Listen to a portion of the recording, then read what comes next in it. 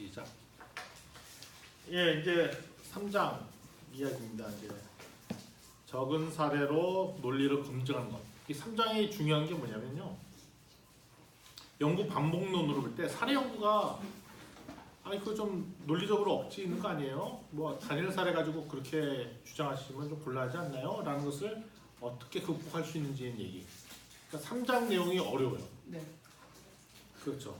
내가 보니까 2장까지 재밌게 보시다가 3장 와서 이제 멘붕이 오신 게 아닌가 싶은데 만져보겠습니다. 그래서 뭐 제가 좋은 전략을 하나 드리면 뭐냐면 어려움은 넘겨라.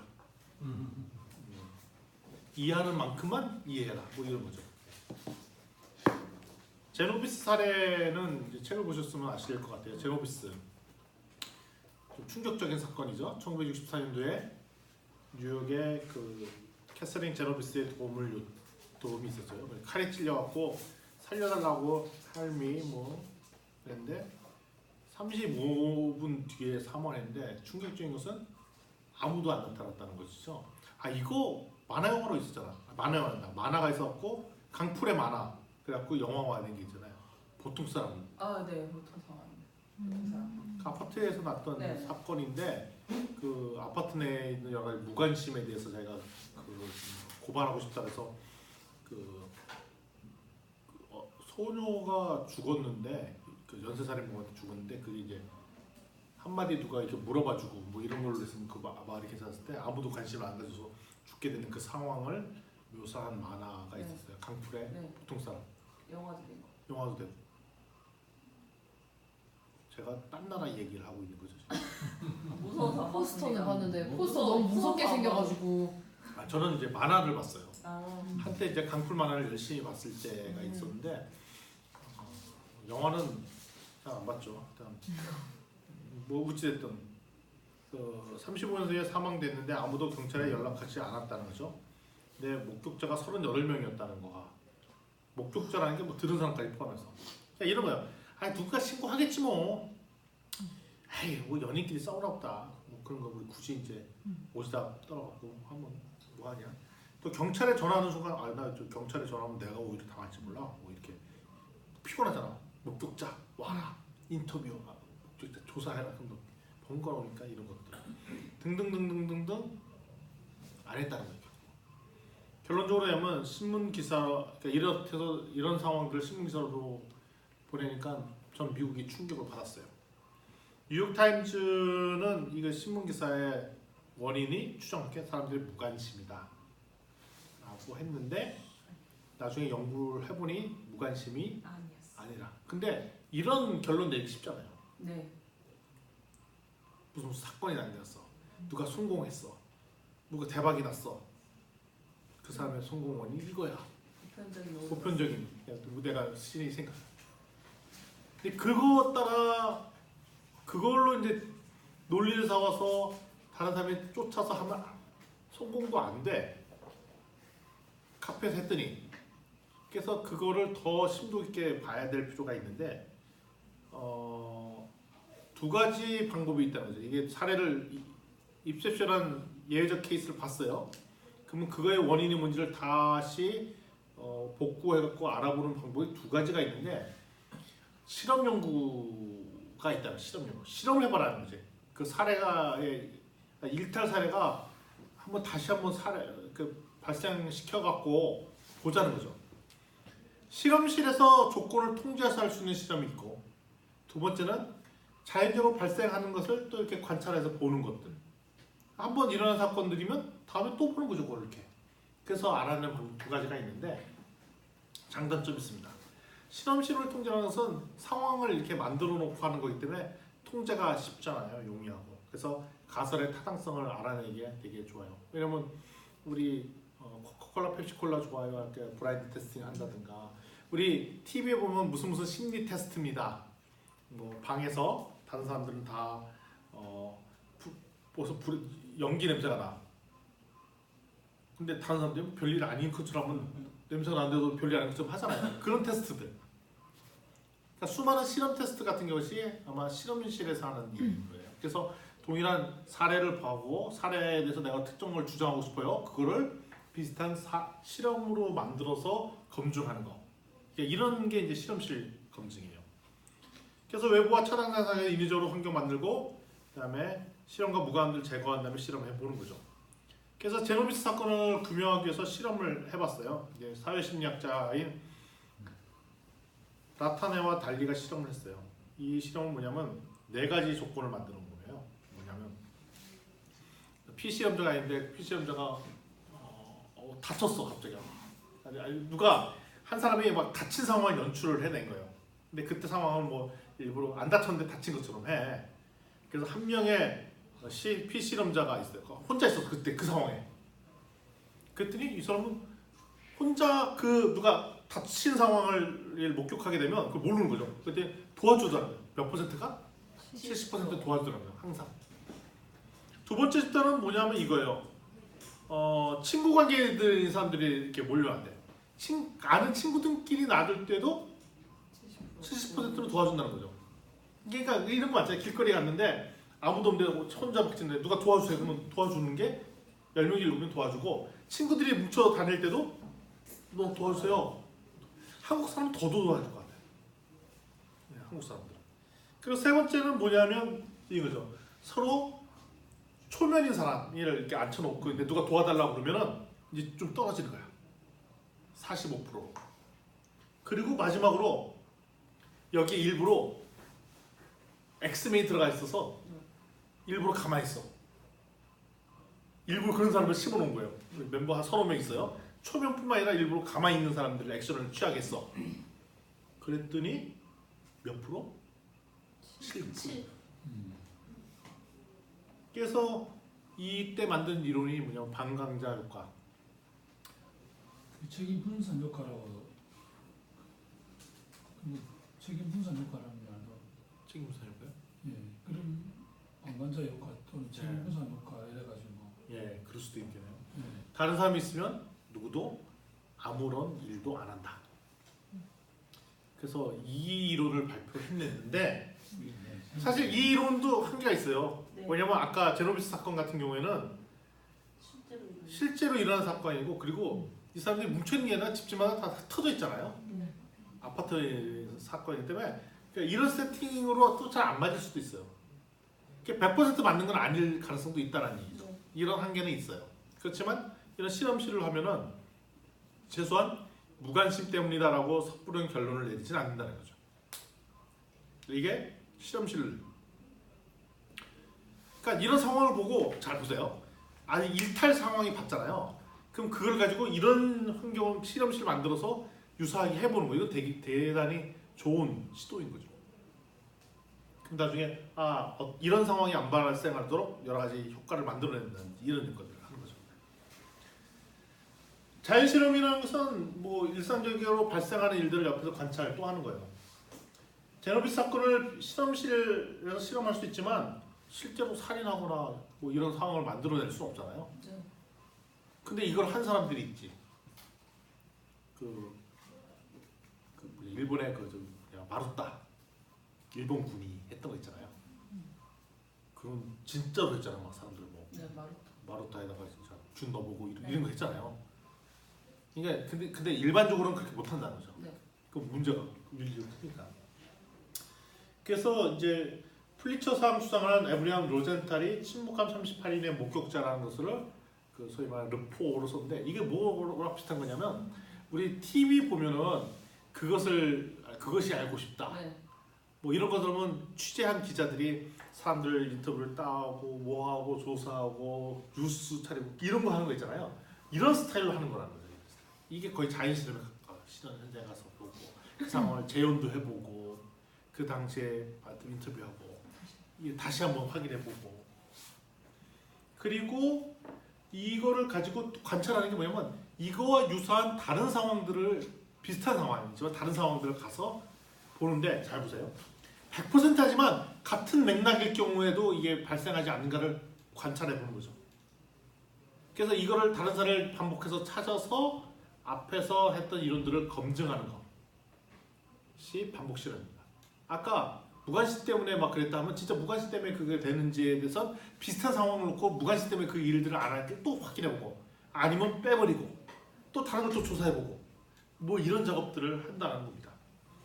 그러니까 이게 뭐냐면 이 논리 구조를 실험해보는 게 되게 중요합니다. 그래서 여기서 나오는 핵심 키워드가 뭐냐면 반복 실험해봐라. 제가 일탈 사례를 봤어요. 그 일탈시에서 어떤 게 숨어있는 이론일 것 같은 것을 추정을 했어. 그럼 그것이 진짜로 맞을 것 같지를 유사하지만 맥락이 비슷한 사례를 가지고 잘 관찰을 해서 얻어내는 것. 이것이 반복 실험입니다. 과거에 다른 사람이 반복 실험은 기본적인 컨셉은 뭐야? 다른 사람이 실험했던 거를 논문을 보고 내가 그 실험대로 하면은 동일한 결과를 얻을 수밖에 없다는 게 반복 실험이거든요. 그래서 반복 실험. 근데 두 가지가 있습니다. 수평 전개 반복 실험이 있어요. 그러면 완전히 똑같은 실험을 또 두 번 하는 거. 전에 했던 거랑 동일하게 하는 거. 하나는 논리 확인 반복 실험은 뭐냐면 반대로 아 이것이 성립하지 않을 역이되는 거를 한번 해보는 거예요. 그러면 있잖아요. 그 여집합이라고 그러죠? 네. 아닌 거를 검증해 보는 거야. 아닌 것이 아닌 거라면 이거 맞다 같잖아요. 무슨 얘기인지 아시겠죠? 네. 어, 예외상. 예외적인 거 예외가 예외라는 것을 검증하는 거죠. 반대로 이런 식으로 그 논리를 활용해 볼 수도 있다는 거죠. 따라서 사례 연구의 키 핵심은 뭐냐면 그 사례 연구할 때 원인과 결과가 나와 그걸 질적으로 분석하잖아요. 그것이 통계적으로 검증하는 것이 아니라 시험 세팅을 해놓고 한번 그 논리가 맞는지 한번 실험으로 한번 만들어 보는 거. 그래서 검증한다는 얘기예요. 무슨 얘기인지 아시겠죠? 네. 그래서 사례 연구를 한 다음에 거기서 나는 통찰력이 있어요. 그럼 그걸 가지고 실험을 해보라 이거죠. 제가 예외적인 상황을 좋은 사례를 봤어요. 하늘빛 주식회사 뭐 그런 사례를 봤어요. 그럼 그걸 가지고 와서 여기서 실험을 한번 해봐. 그 비슷한 상황에도 발생하는가. 그렇게 검증한다는 거예요. 제가 보니까 이거까지 하면 되게 좋은 논문이 되는 거죠. 거기까지 가고 여기까지 가는 게 쉽지가 않거든요. 그래서 이거는 뭐냐면 실험으로 하는 사례 연구는 상황을 통제하기 때문에 개수를 많이 하는 게 중요한 것이 아니라 예상한 결과가 타당하게 나왔는지 그 논리를만 검증하면 됐다라고 인정해요. 그러니까 서베이 리서치는 최소한 사례 개수가 30개 이상이 되어 이런 게 있는데 이거는 반복하니까 한 번에 사례부터 통찰을 얻어서 뭐가 원인이고 뭐가 결론일 것 같아. 그럼 그거만 짜게 내서 그걸 가지고 실험을 해보는 거야. 맞는지 딱 단일 사례를 만들어. 그러면 이게 대충 맞는 것 같으면 아 논리적으로 맞지 않느냐? 아니 그렇지만 이거는 좀 이게 좀 다른 거 아니에요? 그러면 그걸 한 번 더 해보고 이렇게 해서 논리를 검증한다는 얘기예요. 근데 이게 뭐와 똑같으냐? 신규 벤처 사업가가 이 아이템, 이 서비스, 이 상품이 출시되면 대박 날 거예요, 성공할 거예요 라는 것들을 입증할 때 근데 이걸 어떻게 했어요? 아 제가 전에 제3세기가 보니까 이렇게 적용되더라고요.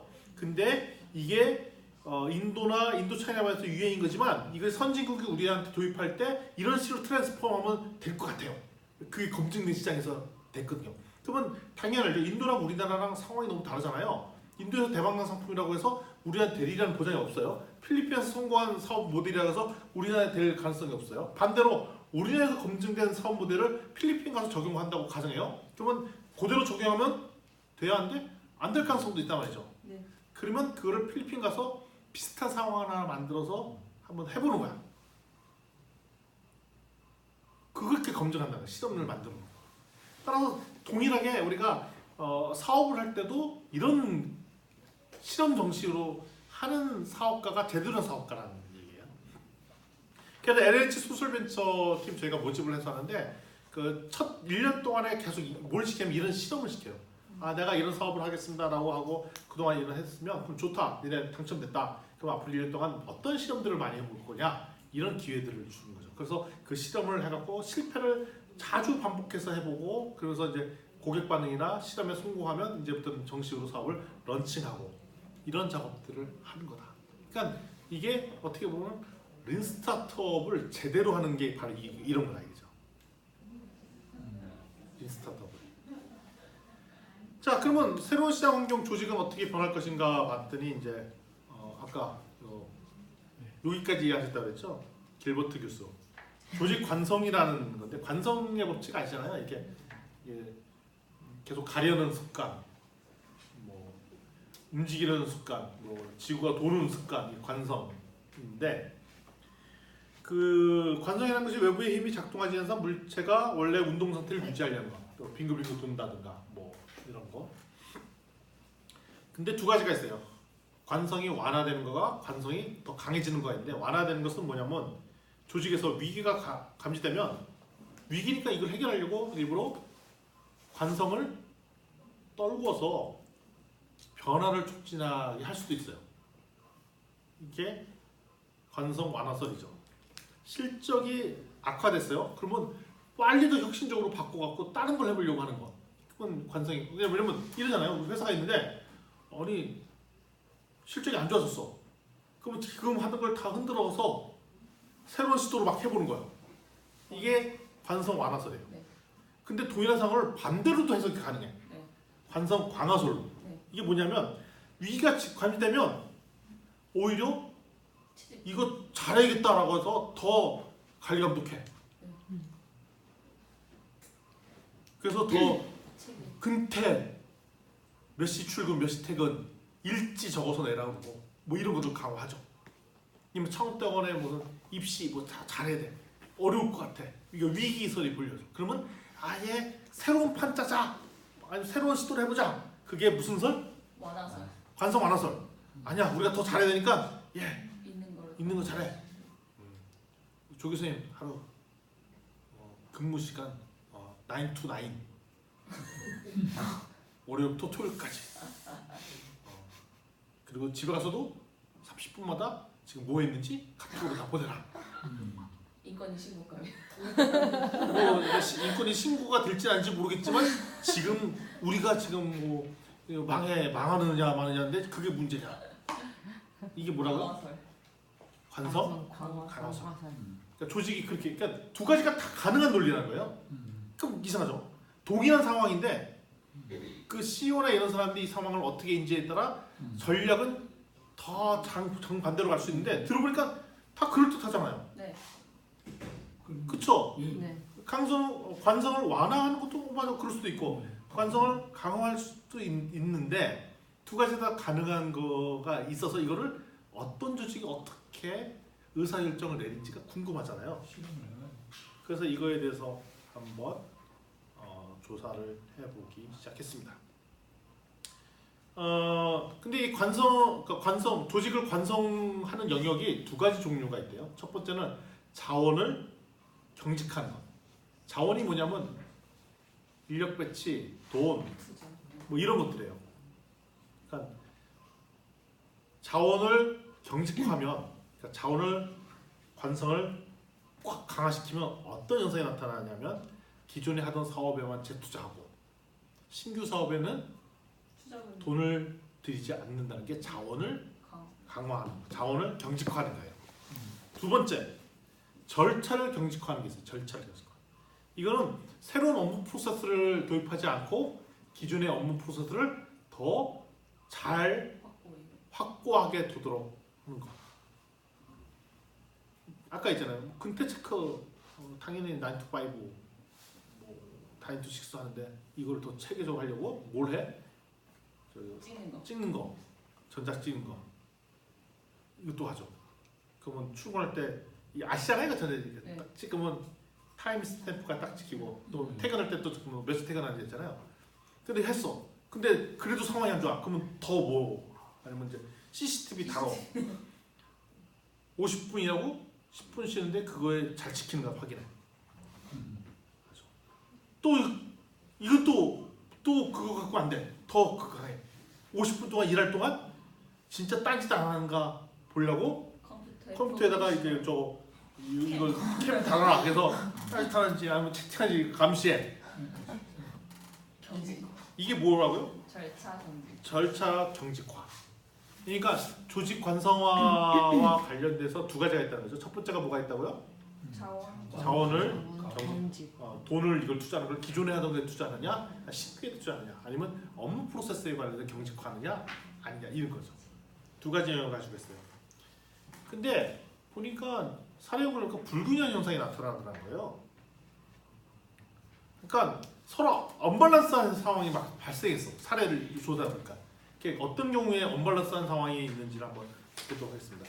그래서 여기서 책에 나온 사례는 그 신문사 사례예요. 신문사 사례.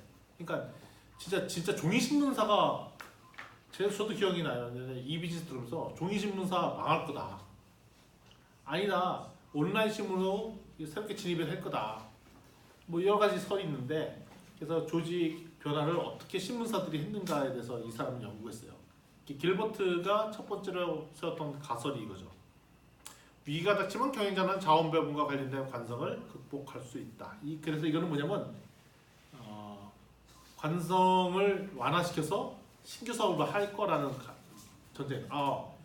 온라인 사업이 되게 강화되면 자원을 풀어서 신규 기존 신문사들이 온라인 사업에 진출할 것이다. 라는 게 첫 번째 가설이었어요. 그래서 기존 고객은 여전히 종이 신문을 읽음에도 불구하고 온라인 신문에서 대체를 하는 것들을 다 할 것이다. 조직 변화 할 것이라는 게 첫 번째 가설이었어요. 두 번째 가설은 뭐냐면 그럼에도 불구하고 위기가 닥치면 어떤 일이냐면 조직 운영 자체는 되게 경직될 거라는 거예요. 이게 언밸런스가 있을 거라는 거예요. 왜냐면 신규 사업은 막해. 경직이 완화된 거죠. 그쵸? 네. 근데 자원은 신규 사업에 투자해. 근데 절차는 경직화로 갈 거야. 그게 언밸런스다. 불균형화 된 거잖아요. 아니면 그럼 업무 프로세스도 더 혁신적으로 가야 되잖아. 네. 이런 현상이 생겨날 것 같다는 거예요. 이런 언밸런스가 있을 거라는 거죠. 왜 그럴 거 갖고 생각했냐면 온라인 사업을 하긴 하지만 온라인 사업 한다고 돈이 금방 벌릴 거 아니까 기존 사업을 가지고 돈 나오도록 쥐어짤 거라는 거예요. 똑같은 신문기사 5명이 쓰던 거 3명이 쓰라고 그러고 이런 거죠. 온라인 사업한다고 2명 뽑아갔잖아요. 5명이 한 팀 2명 뽑았어요. 그러면 이쪽에 보강해줘야 되잖아.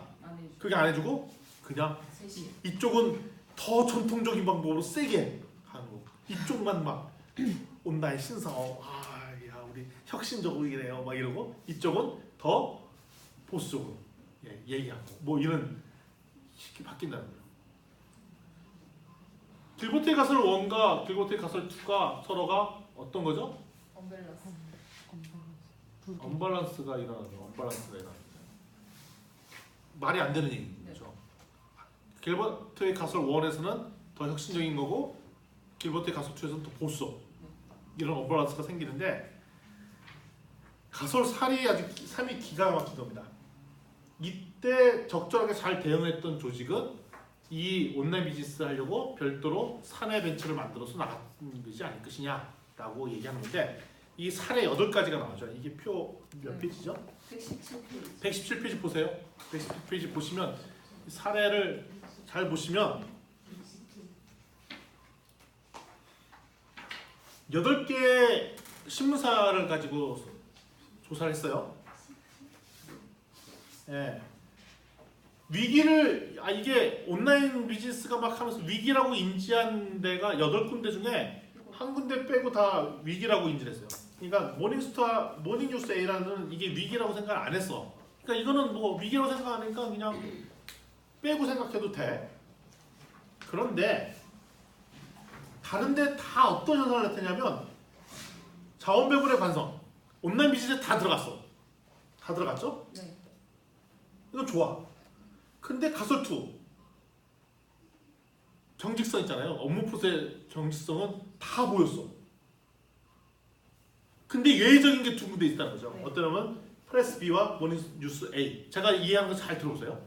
얘는 뭐냐면 자원, 그러니까 얘는 신규 사업도 투자하고 그 업무 절차나 프로세스도 되게 혁신적으로 한 거예요. 얘는 미친 거야. 근데 이게 8군데 중에 한 군데밖에 없다는 거야. 그리고 모닝뉴스 A는 얘는 기회라고, 그러니까 얘는 오히려 반대로 위기라고 생각했는데 기회라. 이게 땡 잡았네, 혹이네. 그래갖고 올인. 네. 이런 경우가 있다는 거죠. 자, 가설 1, 2만 보면 설명이 안 돼. 왜 이런 회사마다 다른 액션을 하는지 몰라. 근데 가설 3을 가지고 분석해보니까 이해가 되더라고요. 자, 보시면 첫 번째, 두 번째, 세 번째는 뭐냐면 첫 번째 이 온라인 비즈니스 하는 거와 종이 뉴스 만드는 거랑 같은 조직으로 움직이다가 처음에는 같은 조직으로 했었어요. 하다가 보니까 계속 문제가 생겨서 안 되겠다. 나중에 지나서 이 기업을 온라인 비즈니스를 독립시켰어. 세 번째. 근데 얘는 어떻게 하면 처음부터 독립을 시켰어. 그러니까 이런 의사결정이 됐다. 그리고 이런 회사는 아예 나중에 독립도 안 하고 그냥 여전히 끝까지 계속 그냥 조직 내에서 합쳐서 온라인 사업도 하고 오프라인 사업도 하고 뭐 이런 것들을 하던 회사들이라는 거죠. 그래서 알게 된 거죠. 발견한 사례. 이런 사례. 아 그렇구나. 불균형 현상이 안 나타난 데는 처음부터 조직을 만들거나 이걸 아예 기회라고 생각해서 아예 혁신적으로 갔던 팀은 그러고 어찌됐든 이거를 위기라고 인지하면서 그렇다고 조직 구조까지 안 바꿨던 팀은 중간에 이렇게 불균형한 현상들을 나타내는구나라는 걸 발견해야 되죠. 근데 이거는 연구자 입장에서 볼 때 이런 거 발견하기 되게 어려워. 어렵지 않겠어요? 엄청 어려워. 엄청 어려운 거를 한 거야 이 사람들이. 네. 그래서 진짜 얼마나 열심히 했는가 봤더니 비슷한 시기에 설립한 8개의 온라인 신문사를 대상으로 했고 왜곡이 없으려고 종이 매체 발행 부수는 한 20에서 50만 부 발행하는 데를 대상으로 했고 그렇다고 각 지역의 유력지 그러니까 뭐 되게 힘든 회사가 아니라 그 지역을 그래도 대표하는 회사 신문사로 했고 그리고 1993년도 96년사에 동일하게 인터넷 온라인 서비스를 시작한 데를 대상으로 했다. 그거를 가지고 있어요. 그러면서 실패 사례도 하나 넣었다는 거죠. 인재를 실패한 사례도 넣고 그다음에 혁신적인 벤처, 보수적인 벤처. 혁신적인 벤처라는 얘기는 이게 혁신적인 벤처죠. 독립을 벤처, 사내 벤처를 만들었으니까. 그다음에 벤처기에 많은 데도 넣고 그러면서 예외적인 사례 같은 경우도 하나씩 넣고 그렇게 했다는 거예요. 근데 보통 이런 것들 뭐 실패 사례나 이런 것들도 인지하기 힘든 이런 것까지 넣었다는 거가 특이하고 그다음에 얘네가 또 잘했던 것은 경영진 인터뷰까지 따고 그다음에 그 사내에 공개되지 않은 자료까지도 얻어내서 했다라는 거. 그래서 정보원 인터뷰 뭐 직접 관찰했는데 총 인터뷰를 몇 회 했냐고요? 62회. 그럼 60이 나누기 8하면 어떻게 돼요? 네. 60이 나누기 8. 7, 8, 아니 8, 9, 9번, 8번, 9번. 그러니까 한 업체당 8번에서 9번 했다는 거예요. 엄청나게 열심히 한 거죠. 네.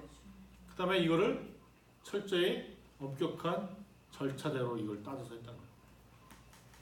이거 타당성 검증 첫 번째 반복 실험해야 되는 거죠. 그러니까 내가 얻어내려고 하는 게 뭐다라는 걸 다 정해놓고 얻는 게 되게 중요하고 그렇다고 이게 결과에 초점해서 살을 찾는 것이 아니라 이게 절차가 비슷한 거, 프로세스가 비슷한 거 이런 것들을 얻어내는 게 중요하고 그 다음에 이제 반복 실험하는 고찰을 잘해야 된다는 거죠. 이거 한 목소리 한번 읽어볼까요? 시작. 자연 실험을 발견하여 분석하려면 외적 요인에 따라서 자연스럽게 형성된 실험과 대조군부터 찾아야 한다. 그러니까 비교할 수 있는 대조군을 만들어 놓고 비교한다는 거. 이런 것까지 하면은 철저하게 분석이 가능하다는 거죠. 이래서 사례 연구도 잘하면 엄청나게 새로운 것들을 발견해낼 수 있다는 거. 아까 그 길버트 했던 연구는 되게 탁월하게 잘하는 연구예요. 쉽지도 않지만. 그러니까 이런 것들을 발견하고 싶어요. 이만 목사님. 기대가 큽니다. 자, 여기서 이제 3장은 정리하도록 하겠습니다.